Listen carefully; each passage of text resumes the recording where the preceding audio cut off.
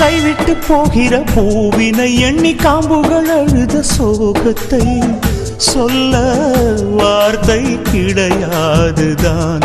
கொண்ட காதலி பிரியும் வேளையில் கண்ணில் கண்ணீரை ஏந்தவும் அனுமதி மறுத்த கடவுள் சதிகாரந்தான். மணமகளான என் பிரியமான தோழி, நீயுள்ள திசை எண்ணியே நான் வாழ்வேன். உயிர் தேடும் இளம் பூவே இந்த வைபோகமே, சிலையை தாலாட்டவா